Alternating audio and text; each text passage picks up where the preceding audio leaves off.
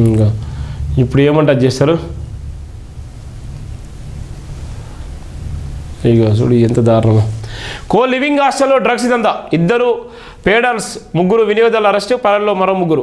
12 గ్రాముల MDMA, 7 గ్రాముల OG కుష్ కొంజేస్నానం. రాయదుర్గంలో కోలివ్ గార్గన్ పీజీలో వెలుగులోకి వచ్చిన నేపథ్యం చూడు.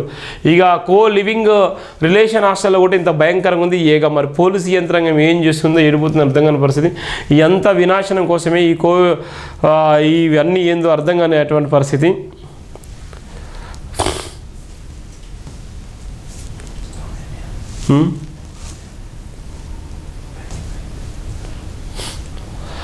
గాదే ఎన్ఐఏతో దేశ భద్రత కానీ మావోయిస్టు భావజాలను ప్రజల్లోకి తీసుకెళ్లాలని ప్రేరేపించారు. దేశంలో విధ్వంసాల కుట్ర పన్నారు.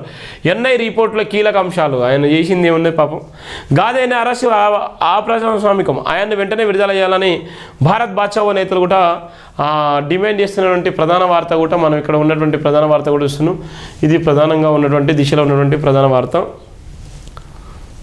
ఇక ప్రధాన వార్తలతో పాటు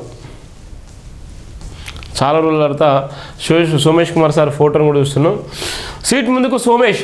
ఫోన్ ట్యాంపింగ్ కేసులో సాక్షులుగా మాజీ CS, మాజీ intelligence chief statement records. Review committee phone నెంబర్ల ఆధారంగా ప్రశ్నలు. త్వరలో మరికొంతమంది ఉన్నతాధికారులకు నోటీసులు. ఫోన్ ట్యాంపింగ్ కేసులో కీలక పరిణామాలు చోటు చేసుకున్నాయి. గత ప్రభుత్వ హయాంలో చీఫ్ సెక్రటరీగా పనిచేసిన సోమేష్ కుమార్ మాజీ ఇంటెలిజెన్స్ చీఫ్ నవీన్ చంద్ను స్పెషల్ ఇన్వెస్టిగేషన్ టీము SIT విచారించింది. ఈ కేసులో సాక్షులుగా వారి స్టేట్మెంట్ రికార్డు చేసింది. ఫోన్ ట్యాంపింగ్ సంబంధించి రివ్యూ కమిటీ విధి విధానాల సహా స్పెషల్ ఇంటెలిజెన్స్ బ్రాంచ్ SIB చీఫ్గా ప్రభాకర్ రావు నియామకం గురించి వివరాలు సేకరించింది. ప్రధానంగా 2023 నవంబర్ 1 నుంచి 15వ తేదీ వరకు ట్యాంపింగ్ చేసిన 618 నెంబర్లు వివరాలను ప్రశ్నించినట్టు తెలిసింది. ఫోన్ ట్యాంపింగ్పై ప్రభాకర్ రావు ఇచ్చిన నోట్ ఫైలుకు సంబంధించిన వివరాలతో వీరిద్దరి స్టేట్మెంట్ రికార్డు చేసినట్టు సమాచారం. నవీన్ చంద్ చీఫ్గా ప్రభాకర్ రావుకు ఆదేశాలు. సోమేష్ కుమార్ నవీన్ చంద్ ఇచ్చిన వాగ్మూలం ఆధారంగా సజ్జల ఆధ్వర్యంలో సీటు దోకుడు పెంచింది. ప్రధానంగా సోమేష్ కుమార్ CSగా బాధ్యతలు నిర్వహించిన 2019 డిసెంబర్ నుంచి 2023 జనవరి మధ్యకాలంలో జరిగిన ఫోన్ ట్యాంపింగ్ వ్యవహారంపై సీటు స్పెషల్ ఫోకస్ పెట్టినట్టు కూడా సమాచారం ఉన్నటువంటి నేపథ్యం మనం చూస్తున్నాం. ఇది ప్రధానంగా ఉన్నటువంటి నేపథ్యం. భారత్ హిందూ దేశము, దానికి రాజ్యాంగ ఆమోదం అక్కర్లేదు. ఇక చూడు, ఇక మళ్ళా స్టార్ట్ అయింది. ఇక బీజేపీ వాళ్ళు ఎంత కుట్ర చేస్తున్నారు. భారత్ హిందూ దేశము, దానికి రాజ్యాంగ ఆమోదం అక్కర్లేదు. మరి రాజ్యాంగ ఆమోదం అక్కర్లేకపోతే భారతదేశాన్ని హిందూ దేశంగా ఏ విధంగా చేస్తారో చెప్పండి. మరి ఏ ఆర్టికల్ ఉందో చెప్పాలి. ఇక ఈ పనికిమాలిన మాటలు మాట్లాడుతూనే ఇక బీజేపీ వాళ్ళకి ఇలాంటి కాలం వెళ్ళబోసుకుంటూ దీన్ని చేసుకుంటారు. భారతదేశం అనేది ప్రజాస్వామ్య దేశంగా చెప్పుకున్నటువంటి భారతదేశం. ఇక్కడ సబ్బండ కులాలు, సబ్బండ మతాలు ఉన్నటువంటి నేపథ్యం ఉంది. రాజ్యాంగమే కల్పించిన హక్కులో భాగంగా ఇలా భారత రాజ్యాంగం ఉన్నది. ఆ భారత రాజ్యాంగాన్ని సంబంధించిన వాక్యాల్లో ఇలా ఉన్నటువంటి RS చీఫ్ మోహన్ భగవత్ చేసినటువంటి కామెంట్ మనసు. భారత్ హిందూ దేశం, దానికి రాజ్యాంగ ఆమోదం అక్కర్లేదట. మరి వీడు ఏం చదువుకున్నా అర్థం కాదు. కొద్దినన్నా బుర్ర ఉందా? పెండదిని ఉంటున్నారా ఏమంటారు?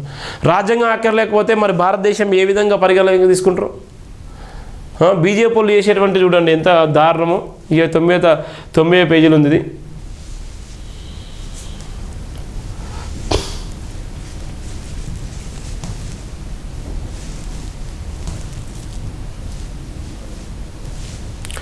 ఇట్లా మాట్లాడితే మనమే కూడా దేశద్రోహం కేసు పెడతారు. ఇక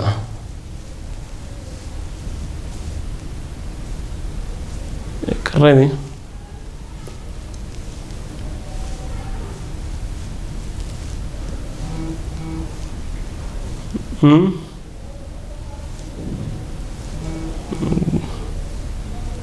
ఏంది వాళ్ళు పెట్టిన కానీ ఇక్కడ లేదు.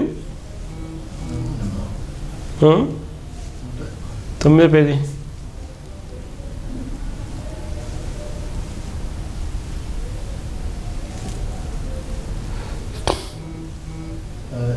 ఏది ఏది కదా 9 పేజీ అది. మరి ఇక్కడ ఈ వార్త లేదు ఘనంగా.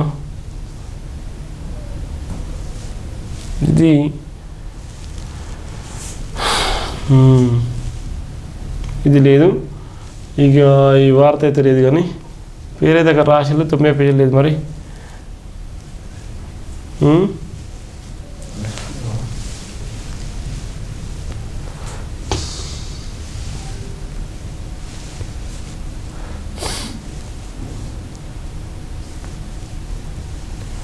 పశ్చిమ ఎమ్మెల్యే ఒక వార్త చదువుదాం.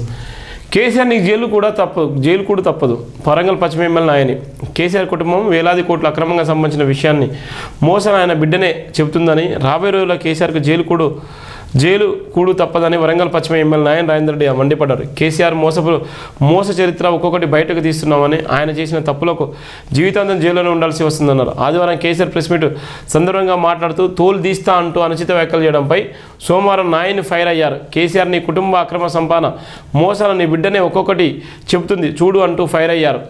2 నిమిషాలు సరిగ్గా నిల్చోలేని వ్యక్తి తోలు తీస్తా అంటూ మాట్లాడుతున్నానని, అసెంబ్లీలో చర్చకు వచ్చే ముఖం లేదని, అన్నిటిపై చర్చించేందుకు దమ్ముంటే అసెంబ్లీకి రావాలని సీఎం చెప్పినట్టు ఆయన గౌరవానికి భంగం కలగకుండా చూస్తామన్నారు. వరంగల్ పర్యటనలో ఇచ్చిన under ground drainage, textile park, జర్నలిస్టులకు ఇళ్ల నిర్మాణం, కళ్ళు దావత్ ముచ్చట్లు మరిచావా అంటూ ఎద్దో చేశారు. కేసీఆర్ తన మాట తీరు మార్చుకోకుంటే ఆయన వయసును చూడకుండా కామెంట్ చేయాల్సి వస్తుందని ఆయన తీవ్రంగా కూడా చెప్పినటువంటి ప్రధాన వార్త కూడా మనం చూస్తున్నాం.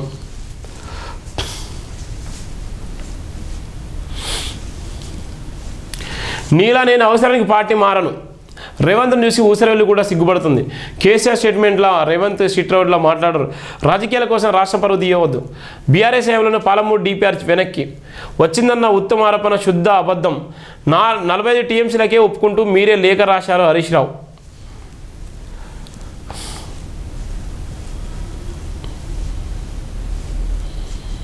ఇక్కడ తిట్టుకుంటారు, ఇక్కడ కలిసి ఉన్నారు చూడు. నిల్లు నిజాలు, అసెంబ్లీ శీతాకాల సమావేశాల్లో ఎజెండా ఖరారు. ఇక్కడ ఉన్నటువంటి ఒకరికొకరు తిట్టుకుంటారు.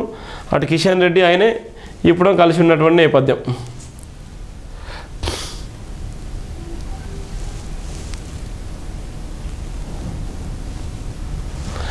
మూడు రంగుల పంచాయతీ పల్లె పాలన షురు. సర్పంచ్, ఉప సర్పంచ్, వార్డు సభ్యుల ప్రమాణ స్వీకారం. ప్రజాప్రతినిధులు సీతక్క శుభాకాంక్షలు.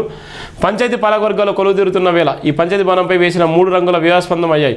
వికారాబాద్ జిల్లా దుద్యాల మండలం పూలపల్లి గ్రామ పంచాయతీలో సోమవారం పాలకవర్గం ప్రమాణ స్వీకారం కార్యక్రమం ఏర్పడింది. కాంగ్రెస్ సర్పంచ్ ఆధ్వర్యంలో పంచాయతీ భవనానికి జాతీయ జెండాలను 3 రంగులు వేశారు. దానిపై బీఆర్ఎస్ ఉప సర్పంచ్, వార్డు సభ్యులు అభ్యంతరం తెలుపుతూ కాంగ్రెస్ జెండా రంగులు ఎలా వేస్తారని ప్రశ్నించారు. స్పందించిన పంచాయతీ సిబ్బంది ఆ 3 రంగుల మధ్యలో అశోక్ చక్రం చిత్రించి అది జాతీయ పథకం అయిపోయిందన్నారు. కానీ బీఆర్ఎస్ నేతలు అంగీకరించకుండా రోడ్డుపైన ప్రమాణం చేశారు. ఇది ప్రధానంగా ఉన్నటువంటి నేపథ్యం. ఎట్లా వాడుకుంటారో, ఏ విధంగా అవుతుందో ఇలా మనం చూస్తున్నటువంటి ప్రధాన వార్త. సహకార సంఘాలకు నామినేట్ పాలక మండలి ఇక ఎన్నికలు నిర్వహించకూడదనే సర్కార్ నిర్ణయం. వ్యవసాయ మార్కెట్ కమిటీల తరహాలో నియామకాలు. సొసైటీలో సభ్యత్వం ఉన్న రైతులకు మాత్రమే అవకాశం. ఎస్సీ ఎస్టీ బీసీలకు 3 డైరెక్ట్ పోస్టులు తప్పనిసరి. చైర్మన్, వైస్ చైర్మన్ సహా 13 మందితో పాలక వర్గం.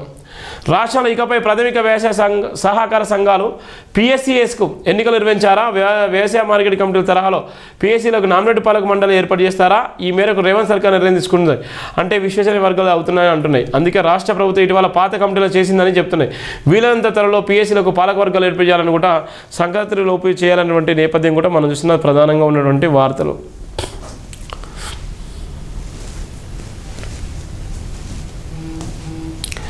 జోరుగా హుషారుగా ఔటర్కు. హైదరాబాద్ మధ్య నుంచి ఔటర్కు మరో 2 ఎలివేటెడ్ కారిడార్లు. షేక్పేట నాలా నుంచి గండిపేటలోని సిబిఐటి వరకు 1, బంజారాల్స్ నుంచి గచ్చిబౌలి వరకు మరో కారిడార్.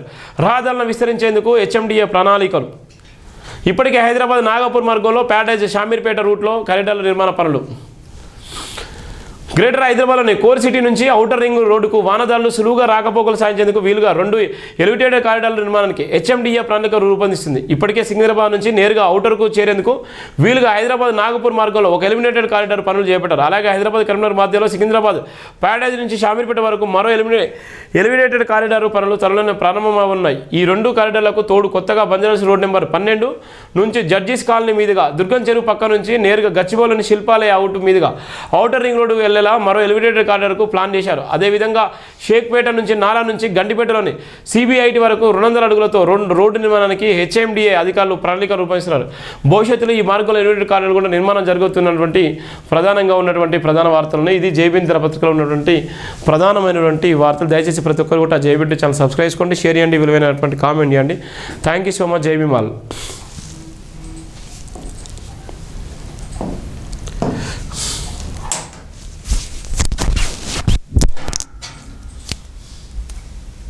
ఈవెంట్